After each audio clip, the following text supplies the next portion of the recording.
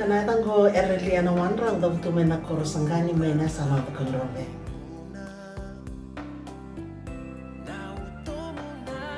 Mebakani da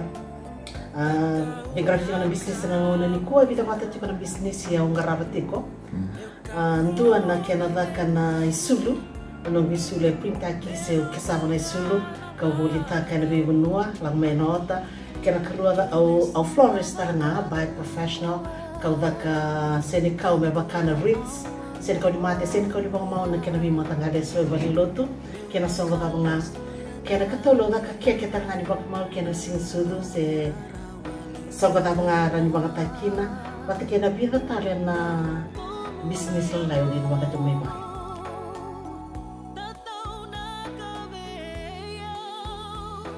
vina kana bisnis ko singe beito ya bunga nangongo sendol makawatara cuma materi tu en bibono ndaka keso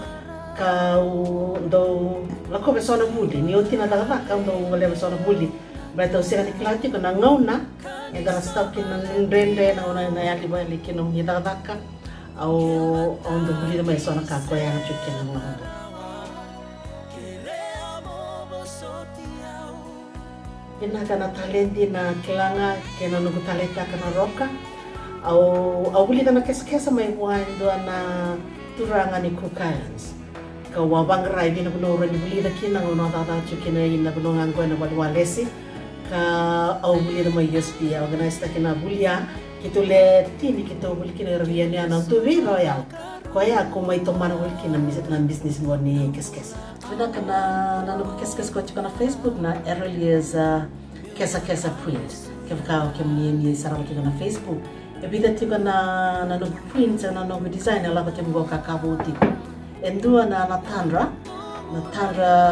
design endua talenti ko na Makare design abakaki na talanga endua sang ibita kana barong buka sauti na ronrolangi design kabila talenti ko ala ko temengo kau kilani ken salah wata kena ngauna dana bina kata menta dress up senda bai sulutu mela ko wata kena ngauna au krekem ni ke bakau ni rega ni beauty ka di rani dana bitala no na buku ni kena sau kau ni tagati ka ni dana bi kita kana business ni sulu ka ni keskesa kau ndarabati ko naka kana isulo daruna bitama kana isulo na isulo tin karona dolan dona mita ando bina kata mo tarai sore isulo binaka ena last long back asena dinde na ibora na tipo kin di ngona ndre dala ko rumah ko kla so sa sen non rada kata karge do bina kata yana kakim do bina kata ki mami na sa kiti puni men business me solirana deposit so na mona esa do ndre sa na bina ya una sanga endo na kena sala mo na sa tambale na marama kena ngarna dia dress up se nakani mo nango merla ko na songo se songo ni lutu ona sanga mo sa tama sala tama me una sa tama kinabi karangan rebo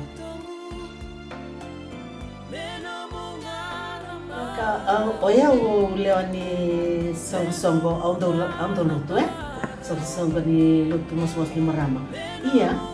maina tonda ku ya au leo tal hari bidat ki ni songo mai malangi me baka ko ra chikungo bitendo na International Women's Association na IWA ko le wena mai na ngono se taka kina endona ka to tukan dona kabina ka ni clan yung dosa be mai wai batkir na marama mai na biasa iburbura kando bayando riba kantu na dona pula na IWA ngo era na expatriates na watina ra singi taka mai ra chikungo biti kalebu na bi ka kimindo wasea au kaki na ni kalungata kau bida batala songsok batala American Women's Association au lewe na tanga kau babi na bina kina bida tale na Rotary clubs au lewe na tipo babi bina kau bong gitir tachkana nungitokani kera mera tole mera do bi malwai tapi wesitaka esona kaira ni ra kau listal me vira na bi kaminaka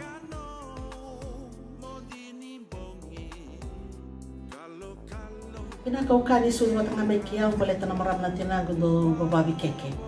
nango nando ngas mutu kino na itu ta ena BSIBT kita ndo ngole ndara kasing ndo yali binang guna na bablidir na marama na kena da kana basang ka kena baking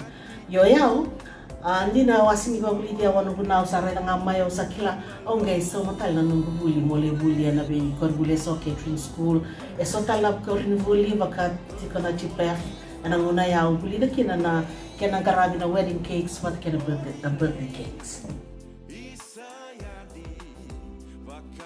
Na kau sa catering na bitamba ni mata dito na Ministry of Lands na Ministry of Economy na bitamba na kita na Ministry of Health na bitamba na ni mata dito kaya nga ang daw kita kina kau marota ka wami di binataka ni sulit libiyaw na nakukuha mo pati kina yalo na nagkano pena itara na wato sa kami nalong doon marutaka. Meda kakuninta urere, dalap kaya ng buturara ni Bayboli, dalap kaya sing darara ni dapat chungai pale, meda nagera wato na rani kita. Kasi nang lay kita na bita pa ni mata dito na kita nga na nung boli takan nga si barbecue, sa nakalo nga may pale o ngay bita na Facebook, meron ray daw ira talitak meron may boli. Tinaka. Awa huli na ito kasi ikaw member sa ramay na 1990 nanguna ya 1990 wa malway ran daw to kasi ikaw ibiti nanguna ya sa nanguna go sa nguna ya yasaba ba to kana to ya nanguna go kakito wa ndo lako na sona banduwa na BSIBT ngole na flash show kada may Islandi kena bibo no au di ba katal nga na nunggu business nda kasi ikaw kimni na no bito kani ni warong may na bi sendi sartar may na BSIBT kaki ne burbura o rani ta kabana ruits o rani ta kabana wedding bouquets na kena uputa kena buno ni songo na casket sprays na bi sedi kau kena ngau ni bi kata au kena dal kena pinaka ana no bi basala nga bi na warong chumai ver sar chumai ka ko bando ni do sukai mbure to bole mo vir ta ki ka na mudrara ni bengarabi ndo da orani da kyo sarani da kavana florist ke renda kavana keke rani da kavana ukutaki rani na da kava mo ke savana isulu se dava nga renda kava ratal nga ni da kava sanu kita tama bi kemni na ngone muli kemni na ngoni to bole kemni na da tiko to bole mo ni da kava ti reso na ka rani ta na bailabo ena bika endaran da kava na rimana simkani buli sarmenda Kremenda buli binaka. Kaya wak na binaka tiko keren. Dara nga una, ena wati may nanong da kana beka sen. Dara nga una, ena na stop na kanan rinre. To kule mo buli tati besona ka. Narani no kita kal ngayon sa nanong rinre.